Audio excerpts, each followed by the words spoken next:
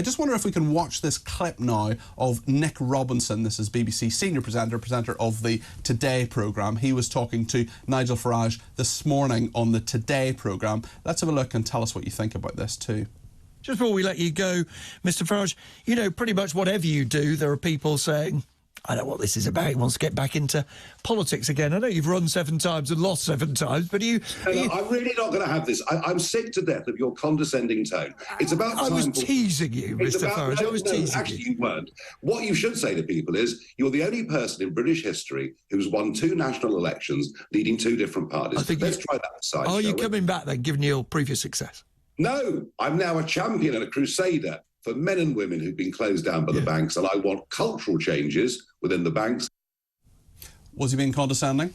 Yeah, he was being condescending. Look, I actually like Nick Robinson as an individual. Every time I've met him, he's been charming, and I think he's a brilliant broadcaster. But there is this groupthink in the mainstream media, especially at the BBC, where they look down upon the great unwashed and their patron saints as some sort of, you know, filthy inconvenience. And so often when I've listened to the way that on the Today programme they talk about GB News when I was there with a sneering tone. I mean, Nigel Farage has changed politics in this country more than anybody else. Nigel Farage is one of the most influential people in this country. He has been. He won the Brexit referendum. That was an incredible victory. He's been a very, very influential person, and he's actually shown over a lot of time that he may not have been elected to Parliament, but actually you don't need to be to be very, very influential in this country. Than anyone sitting around that cabinet right now. Of course, yeah. And a lot of the victories the Conservative Party claims just wouldn't have even been on their radar if he wasn't the one really testing the pulse of the nation and reflecting what so many people out there think and feel. And I know Nigel personally. I was his right-hand woman for many years, and I speak to him pretty much every day.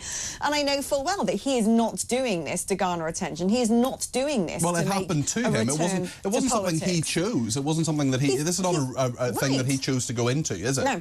And actually, the situation that's being so widely discussed has been going on for months. This isn't something that happened a couple of weeks ago. He sat on this and decided what he wanted to do about it, if anything. He wasn't going to do anything about it. And in confidential conversations with other people, he found out, oh, so this has happened to you as well. And that's happened to you as well. And suddenly he thought, well, how many people is this happening to? And so he's gone out, stuck his head above the parapet, said, this has happened to me, which will affect his credit rating, is affecting his ability to get another bank account, because banks say, well, you know, politically exposed person, which is a nonsense. He is not elected. But the processing costs are not going to be worth our time. This is having a huge personal impact on him. But if there's one thing that Nigel knows, is when to do the right thing.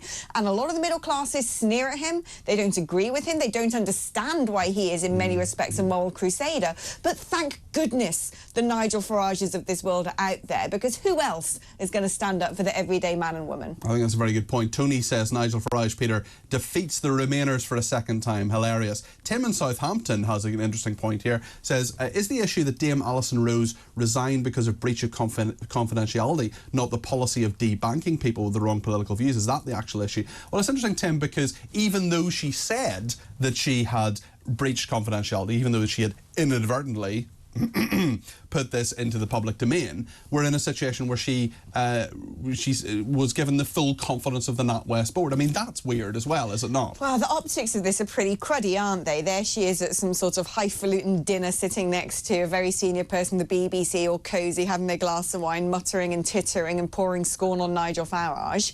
Then she has the audacity to deny that ever happened and not admit to it. He says that he checked with her the next morning to say, just got to double check the information before you know this is going to be published. But you know, is that all right? It's inadvertent. The problem is with these people, these elites, is they glide through life completely unhindered while meting out judgment and making decisions that affect huge numbers of people. And the minute they are held to account, the minute they are found wanting, they expect the full protections of their particular status. Yeah. My question to see someone fall on their sword. I'm not a NatWest customer, but my question for NatWest customers is how much of a payout is she going to get? Because they're not going to give her nothing in terms of leaving that role.